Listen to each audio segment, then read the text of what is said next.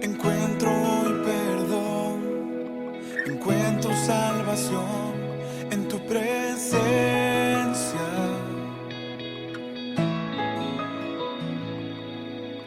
Correremos hacia ti. El cielo hoy está aquí. Amamos tu presencia, oh Dios. Amamos tu presencia, oh Dios.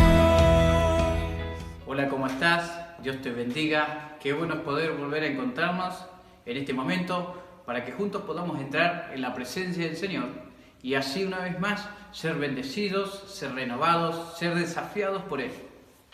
Hoy quisiera compartirte una palabra de parte de Dios para que seamos desafiados una vez más por el Señor en este tiempo que nos toca transitar, que podamos tener la dirección del cielo para que vos y que yo podamos transitar de la mejor manera posible. Hay una pregunta que el Señor ha estado haciendo a mi corazón, en la cual he tenido que meditar durante varios días, ¿sí? Y es, ¿qué es lo más importante? ¿Qué es aquello que gobierna nuestras vidas? ¿Qué es aquello que consideramos indispensable para nuestra felicidad personal? Es una pregunta, difícil, porque uno tiene que evaluar, ¿sí? Y hacer estándares de calidad y filtrar unas cosas de otras, y lo más importante, tomar una decisión. Claro, por ahí cuando vienen preguntas como esa a nuestro interior, lo primero que se nos puede ocurrir es nuestros hijos, nuestra esposa, nuestro esposo, nuestro trabajo, los bienes que hemos adquirido a lo largo de nuestras vidas. Yo no sé qué es lo más importante para vos, yo sí sé lo que es más importante para mí. Y si bien es cierto que todas estas cosas son buenas, son loables, son cosas que Dios bendice, son cosas que Dios nos manda a cuidar, a preservar, a poner toda nuestra atención, hay que tener cuidado que se pueden convertir en nuestros ídolos. ¿Por qué? Porque todo lo que ocupa el primer lugar de nuestra vida, que no se llame Dios, es un principio de idolatría. La Biblia nos habla de que podemos hacer un montón de cosas, desarrollarnos en todos los lugares de nuestra vida, pero el Señor tiene que ser la prioridad. Esto lo habló el mismo Señor Jesús cuando le preguntaron a Él acerca de lo más importante, acerca de cuál debería ser aquella cosa que debíamos guardar por sobre todas las demás. En Mateo capítulo 22, versículo 37, el Señor Jesús respondió a esta pregunta y dijo: amarás al Señor tu Dios con toda tu fuerza, con toda tu mente y con todo tu corazón. Y después más adelante en el libro de Lucas nos habla de que el Señor pasó una tribulación, pasó una prueba, un tiempo de tentación de parte del diablo, y cuando el diablo quiso mover ese lugar, cuando él quiso entrar en ese orden de prioridad del Señor Jesús, el Señor dijo: adorarás al Señor tu Dios y solamente a Él servirás. Dios, el Señor, tiene que ser la prioridad más grande de nuestras vidas. Tiene que ser lo primero. Después de Él viene todo lo demás. Después de Él, en este orden, todo va a ser bendecido. El Señor va a bendecir a tu esposa. El Señor va a bendecir a tu esposo. El Señor le va a dar herencia, legado a tus hijos. Pero es importante que vos y que yo tengamos bien en cuenta esto, que el Señor es la prioridad de nuestras vidas. Él es lo más importante. Pero en este tiempo que nos toca vivir, muchas veces los cristianos estamos medio confundidos, porque tenemos los templos cerrados, porque decimos: bueno, pero ¿cómo podemos hacer lo que venimos haciendo si los templos están cerrados?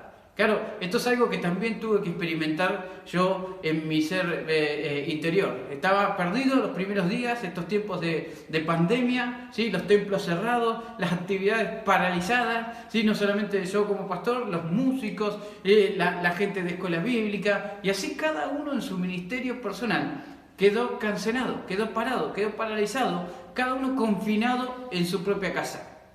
Cuando pensaba en esto, decía: bueno, Señor, ¿qué es lo que vos querés hacer?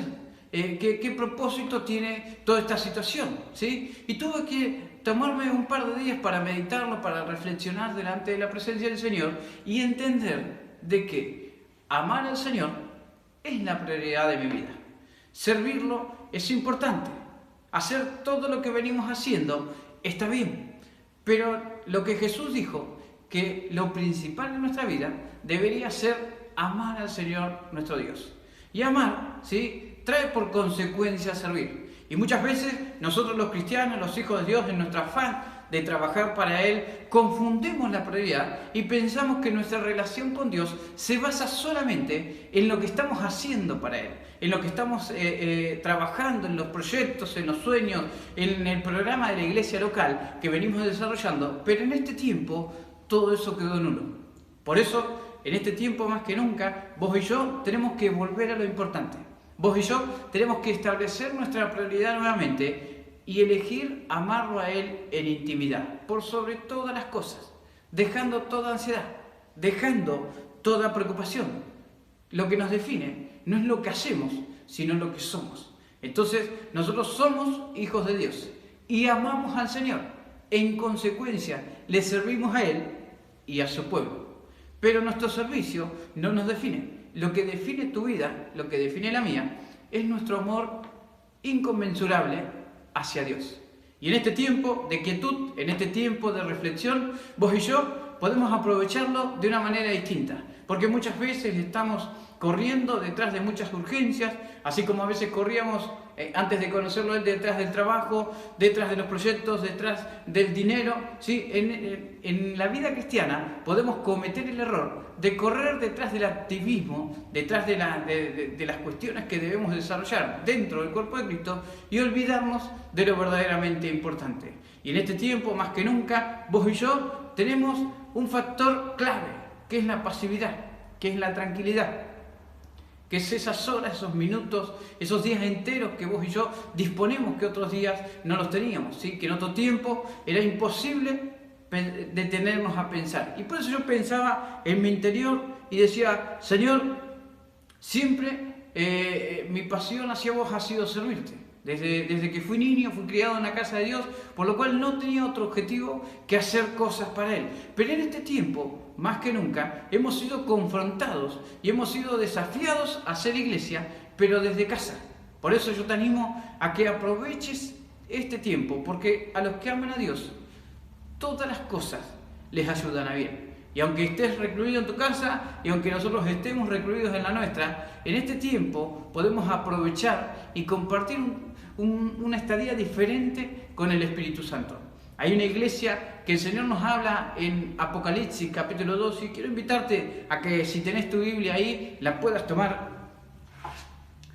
Y habla de una iglesia modelo de virtudes, una iglesia que era muy fuerte en cuanto a su actividad, una iglesia que tenía testimonio verdadero de quién era Dios. Apocalipsis capítulo 2, te doy un segundo para que lo busques, para que encuentres este pasaje.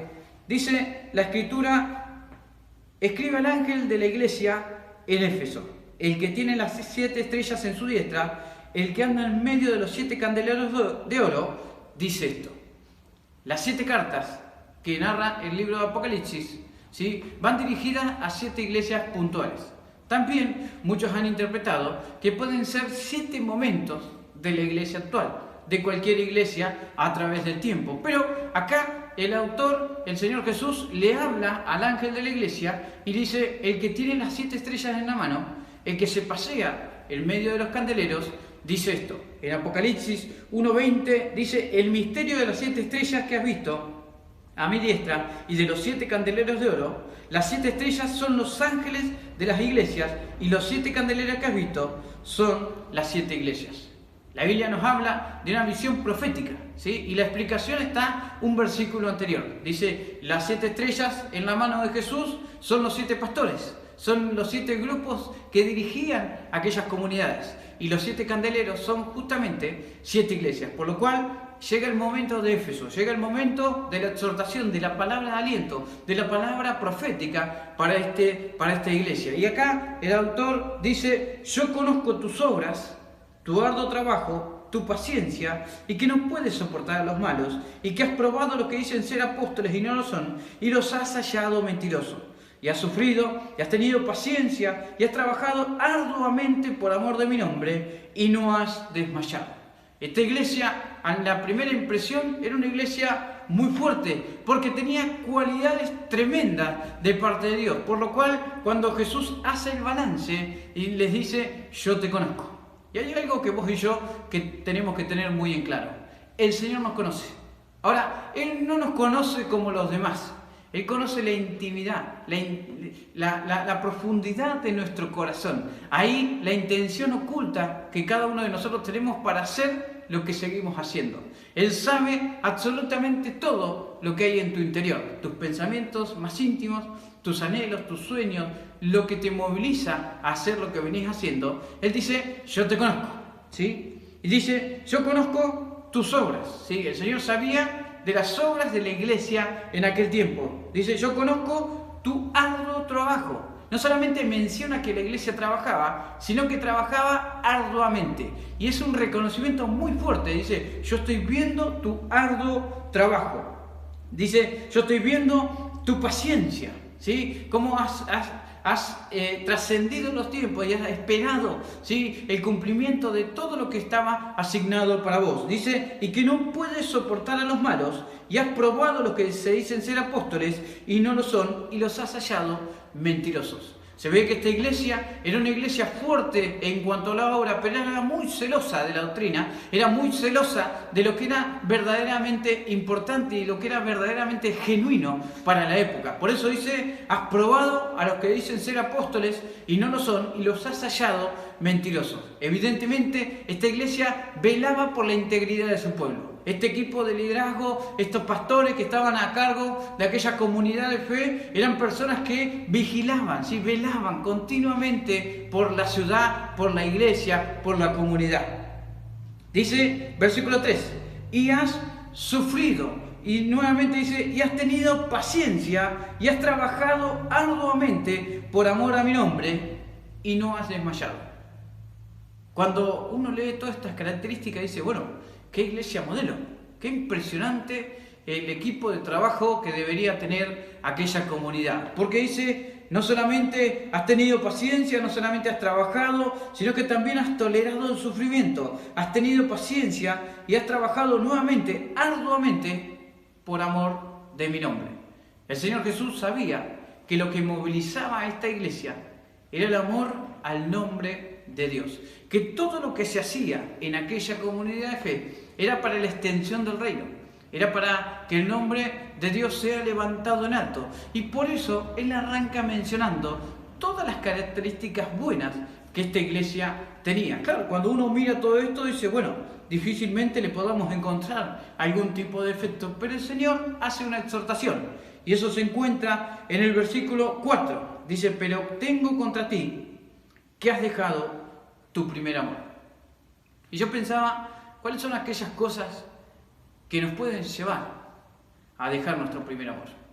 Inmediatamente después empecé a pensar en mis primeros tiempos con el Señor, en aquellos lugares donde solía frecuentar para orar, para buscar la presencia de Dios, en aquellos ayunos voluntarios, en aquella lectura desmedida de la palabra de Dios continua, ¿sí?, donde no había otra cosa mejor que pensar en Él, que hablar de Él, que preguntarle a Él cuál era el propósito que tenía con mi propia vida. ¿Por qué? Porque muchas veces pasan los años y las rutinas evangélicas se pueden apoderar de nosotros.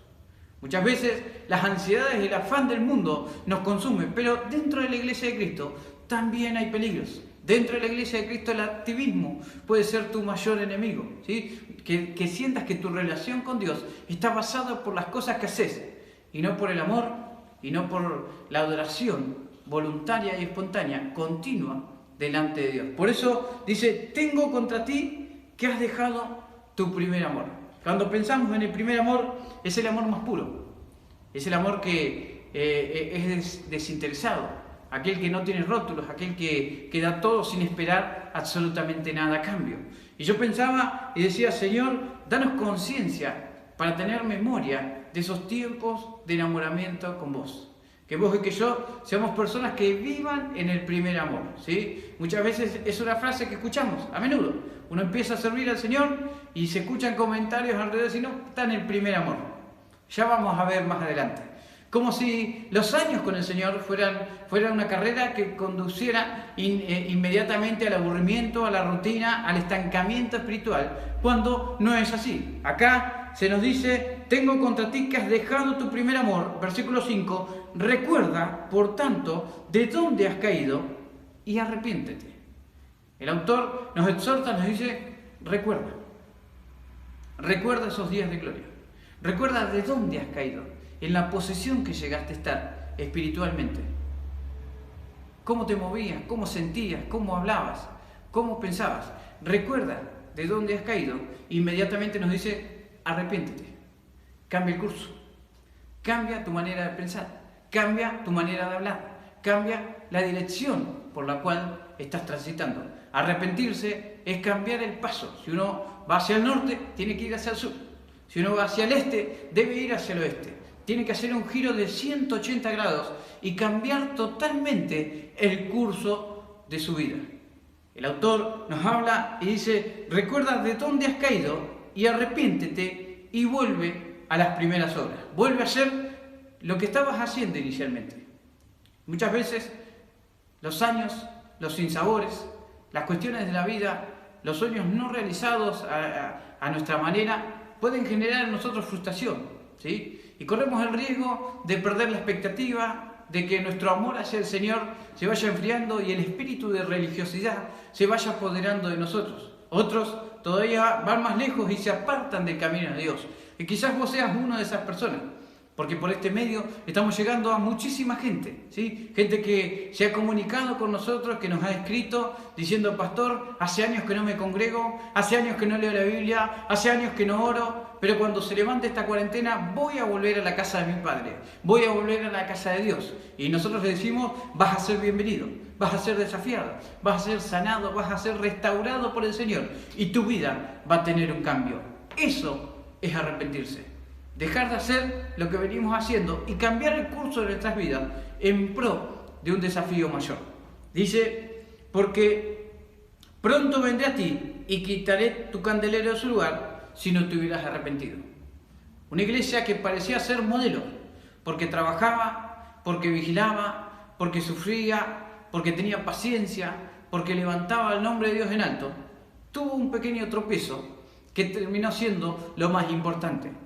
Acá le hablan y le dicen, si vos no te arrepentís de este enfriamiento, si vos no te arrepentís de tu tibieza espiritual, voy a sacar tu candelero de su lugar. Esto quiere decir, y según lo que leíamos en Apocalipsis 1:20, que Dios iba a retirar la iglesia, se iba a cerrar aquella comunidad de fe. La estrella era el pastor y el candelero era la comunidad entera. Dice, voy a sacar tu candelero de tu lugar. Pero inmediatamente en el versículo 6 dice, pero tienes esto, que aborreces las obras de los nicolaitas, las cuales yo también aborrezco.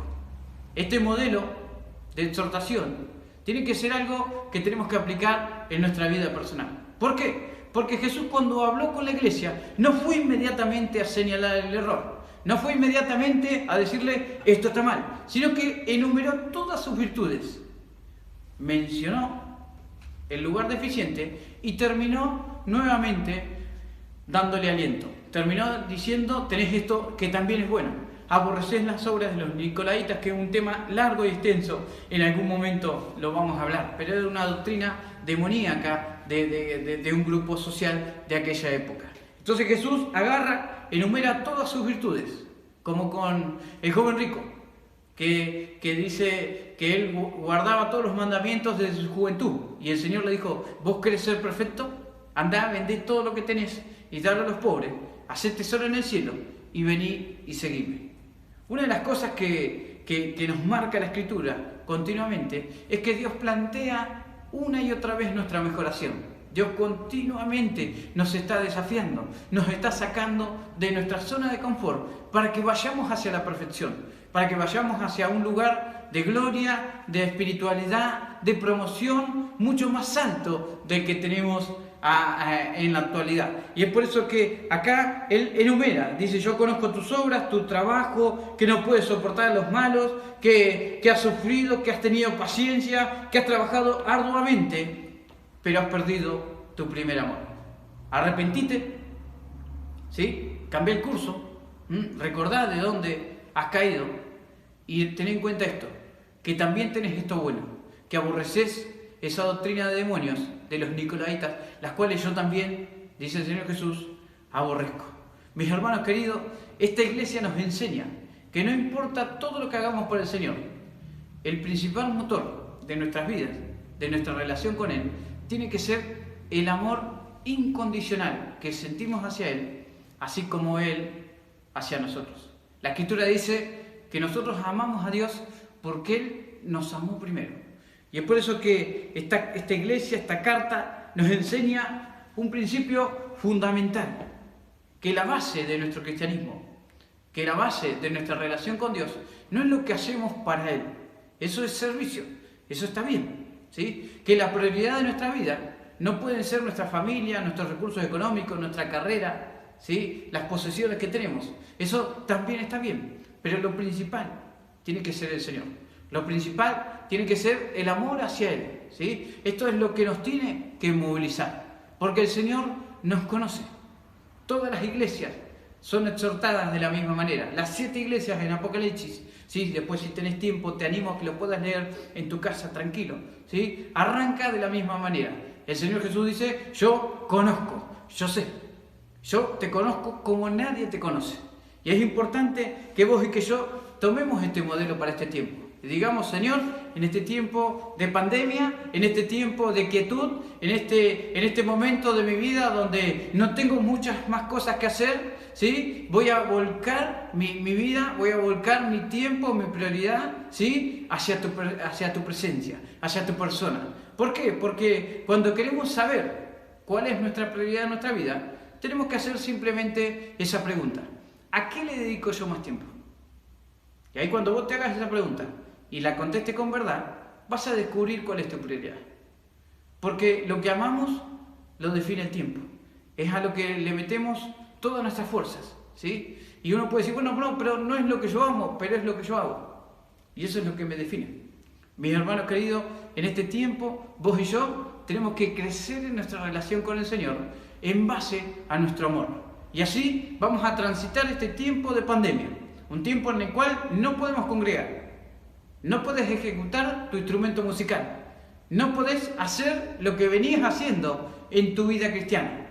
Pero eso no tiene ningún valor, no es un gran problema a futuro. ¿Por qué? Porque lo primordial en vos y en mí es que vos y yo nos conectemos con el Padre en nuestra relación de amor. Quiero orar por tu vida. Quiero que el Espíritu Santo te dé revelación de todas las cosas. Y que en este tiempo, más que nunca, vos y yo podamos volver a lo importante. Vos y yo podamos volver a la fuente de todas las cosas. Aquello que nos conquistó, aquello que nos movilizó, aquello que nos ayudó a abandonar el pecado, a tomar decisiones firmes de fe. Y que vos y que yo volvamos a tener el primer amor con el Señor Jesús. Cerrá tus ojos, levantá tus manos si podés y decís: Señor, te adoro, te bendigo. Señor, te doy gracias, Padre, porque este tiempo, Señor, diferente que me toca vivir, me va a promocionar. Este tiempo diferente que me toca transitar, Señor, me va a levantar en tu presencia, porque voy a poder buscar lo verdaderamente importante, Señor. Lo primero, lo más importante en mi vida, Señor, que es mi relación con vos, Padre. Señor, todo lo que hemos hecho a lo largo de los años ha sido maravilloso, pero que el principal detonante de esta relación continua contigo, Señor, sea el amor. Sea un amor, Señor, incondicional. Sea un amor, Señor, que vaya en crecimiento continuamente por tu causa, Señor, por tu persona, Señor, por el futuro de gloria que nos espera en tus manos, Padre. Y es por eso que en el nombre de Jesús, Señor, si hay otras cosas, si hay ídolos, Señor, que han ocupado el lugar tuyo en nuestro corazón, nosotros nos arrepentimos, Señor. Y Señor, y te ponemos en el primer lugar, Señor. Decimos que amar al Señor nuestro Dios con toda nuestra nuestra mente, con todas nuestras fuerzas, con toda nuestra entrega, Señor, es lo primordial en nuestras vidas, Padre. Y que a partir de hoy, Señor, vamos a volver a ese tiempo de comunión, a ese tiempo de intimidad, a ese tiempo, Señor, donde no había otra cosa más importante que tu presencia y tu deseo para nuestras vidas, Padre. Te adoramos y te bendecimos, Señor, porque siempre nos alentás, Señor, porque siempre nos exhortás, Señor, como un Padre amoroso a un hijo, Señor. Nos educás, Padre, para que nuestro futuro sea un futuro de gloria, de prosperidad y de bendición. En el nombre poderoso de Jesús. Amén. Amén. Que Dios te bendiga. Te invito a que sigas meditando por medio del Espíritu Santo en este mensaje y que puedas tener un tiempo de intimidad como nunca antes con el Señor. Dios te bendiga. Encuentro hoy perdón, encuentro salvación en tu presencia.